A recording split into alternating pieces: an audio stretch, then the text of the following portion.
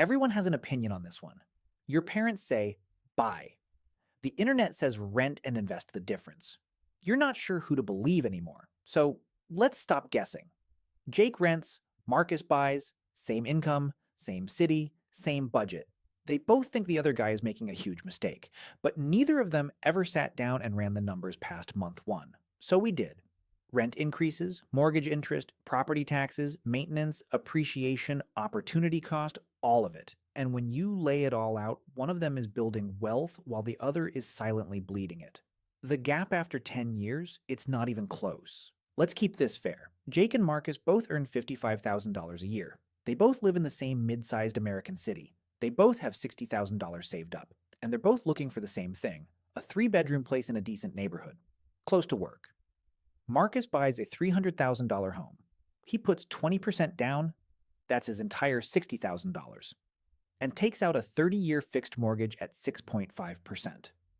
His monthly mortgage payment is about $1,517 in principal and interest.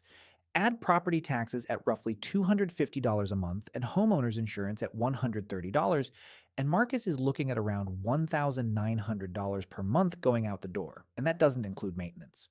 Jake rents a comparable place for $1,400 a month. No down payment. He takes his $60,000 and drops it into an S&P 500 index fund averaging around 8% annually. His monthly cost is $500 less than Marcus's. He has no mortgage, no property taxes, no maintenance responsibilities, and a growing investment portfolio. On day one, Jake looks like the smartest person in the room. But there's something Jake doesn't realize yet. Every dollar Marcus pays is slowly buying him a piece of something. Every dollar Jake pays disappears the moment it leaves his account, and that distinction over time is worth a lot more than $500 a month. For 3 years, Jake is living light. The furnace breaks, he calls the landlord. Roof leaks, landlord's problem. Dishwasher dies. Someone shows up and Jake doesn't pay a dime. His only costs are rent, renter's insurance at maybe $15 a month, and utilities. No surprises, no five-figure repair bills. And his $60,000 investment? At 8% annual returns, it's grown to roughly $75,600 by the end of year 3. Jake hasn't added a single dollar. It's just compounding quietly in the background. Marcus. Different story. Closing costs hit him for about $9,000 on day one. Appraisal fees, title insurance, origination fees. Then property taxes start coming. Insurance. Maintenance at 1% to 2% of his home's value per year. That's $3,000 to $6,000 annually just to keep the place from falling apart. And here's the part that really stings. In the first few years of a mortgage at 6.5%, almost all of your payment goes to interest. In year 1, Marcus pays about $18,200 in mortgage payments. Roughly $15,400 of that goes straight to the bank as interest. Only $2,800 actually chips away at what he owes. That interest vanishes just like rent, except nobody calls it that. Let's run the numbers through year 3. Jake has paid roughly $50,400 in rent and has a $75,600 index fund. Marcus has spent over $103,000 between his mortgage, closing costs, taxes, insurance, and maintenance, with only about $9,500 in equity built through principal payments. Through year 3, Jake is winning, and it's not close. Jake's lease comes up for renewal. Rent goes up 4%. That's $56 more a month. He barely notices. $1,400 becomes $1,456. The next year, $1,514.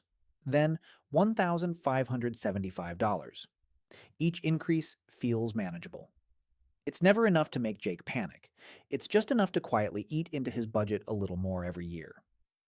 Now look at Marcus's mortgage payment. $1,517 in principal and interest. Same number he paid on month 1. Same number he'll pay on month 120. Same number he'll pay on month 360. For 30 years, that number does not change. This is the quiet mechanism most people miss. Rent is a variable cost that only trends in one direction. A mortgage is a fixed cost that inflation slowly in real terms. In year 1, Marcus's payment feels heavy. By year 10, it feels normal. By year 20, it feels almost cheap. Jake's rent does the exact opposite, starts comfortable, and gets heavier every single year. Jake's $1,400 rent, growing at 3.5% per year, becomes roughly $1,870 by year 10, about $2,510 by year 20, and approximately $3,370 by year 30. Marcus is still paying $1,517. Something starts shifting around year 4, and by year 6, the math has quietly reversed. Marcus's home has been appreciating. Historically, U.S. home values have grown at roughly 3% to 4% per year on average. At 3.5% annual appreciation, Marcus's $300,000 house is worth about $347,000 by the end of year 6.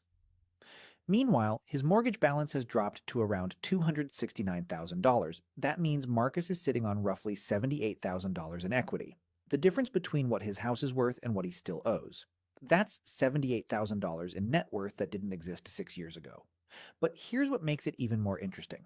Marcus didn't put $78,000 into the house, he put $60,000 down.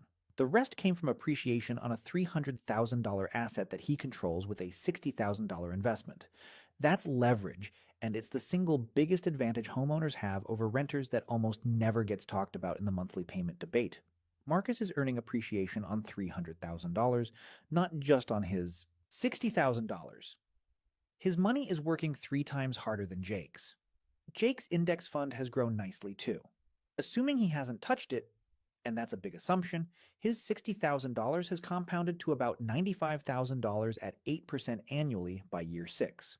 That's a solid $35,000 gain, but Jake only earns returns on the money he actually invested. There's no leverage, no multiplier effect, and Jake's rent is now creeping past $1,600 a month. He's approaching what Marcus pays in total housing costs. Except Marcus's payment is buying him equity, and Jake's payment is buying him another month in someone else's property. The scoreboard is tightening, and the trend from here only goes in one direction. The monthly rent is the number you see. It's the number on the listing, the number in the lease, the number your brain anchors to when you're comparing options. What you don't see is the trajectory of that number over the next decade, 2 decades, a lifetime. Rent never stops. There is no month 361 where the payment disappears. There is no payoff date circled on the calendar. There is no finish line. When you're 35, you pay rent. When you're 55, you pay rent. When you're 70 and retired and living on a fixed income, you still pay rent. And that rent is significantly higher than it was when you were 35. Let's put real numbers on it. Jake's $1,400 rent, growing at just 3.5% per year, becomes roughly $1,870 by year 10, about $2,510 by year 20, and approximately $3,370 by year 30. At the end of 30 years, the exact moment Marcus makes his final mortgage payment and starts living in his home for free, Jake is paying over $3,300 a month for the privilege of living in someone else's property. But the money is only part of it. Renting means you don't control your housing situation. Your landlord can sell the building, they can choose not to renew your lease. They can change the pet policy, raise the rent beyond what you budgeted, or let the property deteriorate because the repair costs cut into their margins. You're building your life, your kid's school district, your commute, your neighborhood relationships on a foundation that someone else owns, and they can pull it out from under you with 60 days notice. None of this means renting is a bad choice, but it means the true cost of renting isn't just what you pay per month, it's what you pay over a lifetime, plus the control you give up along the way. If I only showed you the downsides of renting, I wouldn't be giving you the full picture. Closing costs hit you for $7,500 to $15,000 before you even get the keys. Maintenance is relentless. A new roof costs $8,000 to $15,000. An HVAC system runs $5,000 to $10,000, and some years a $12,000 foundation repair ruins your summer. Budget 1% to 2% of your home's value every year and hope for the best. Property taxes can rise even when your mortgage is fixed. And your equity? It's trapped inside walls. You can't spend it on groceries or use it in an emergency unless you take on more debt. The only way to fully access it is to sell. And that means paying 5% to 6% in agent commissions, another round of closing costs, and hoping the market hasn't dipped at the worst possible time. Real estate is an illiquid asset, and illiquid assets are dangerous when life doesn't go according to plan. Here's where the full story comes together. Over 10 years, Jake has spent roughly $193,000 on rent and renter's insurance. He owns nothing, but his $60,000 index fund, untouched at 8% per year, has grown to about $129,500. Marcus has spent roughly $285,000. Mortgage payments, property taxes, insurance, maintenance, closing costs. A lot more than Jake. But his home is now worth approximately $423,000, and his mortgage balance has dropped to about $253,000. That's $170,000 in equity sitting in his driveway. Jake, $193,000 spent, $129,500 in investments. Marcus, $285,000 spent, $170,000 in equity. When you net it out, Marcus is $40,000 to $60,000 ahead, and the gap accelerates from here. Every year that passes, Marcus's balance shrinks, his home value climbs, and Jake's rent goes up. By year 30, Marcus makes his final payment and owns his home outright, a home that could be worth over $700,000. His monthly housing cost drops to taxes, insurance, and maintenance. Maybe $600 a month. Jake, at year 30, is still writing a check for over $3,300 a month to a landlord for the rest of his life. I'd be lying if I said buying always wins. There are specific situations where the math genuinely favors renting. If you're staying less than 5 years, buying is almost always a money loser. Closing costs on the way in, agent fees on the way out, and minimal equity built in the early years means you'll probably lose money compared to renting. The break-even point for most purchases is 5 to 7 years. If you're not staying at least that long, renting is the smarter play. If you live in an extremely high-cost market, San Francisco, Manhattan, parts of LA, the price-to-rent ratio can be so skewed that buying makes no financial sense. When a home costs $1.2 million but rents for $3,500 a month, the math doesn't work for buyers. If your career requires geographic flexibility, or if you're the kind of person who takes every dollar saved by renting and invests it consistently without ever touching it, the returns can close the gap. But be honest with yourself. Most people don't do this. The savings get absorbed into lifestyle creep, a nicer car, dinners out. The investment part requires discipline that most people simply don't maintain for a decade. Renting as a strategy is smart. Renting as a default you never question is expensive. Jake and Marcus both made their choice thinking they were being smart. Jake thought he was staying nimble, letting his money grow in the market.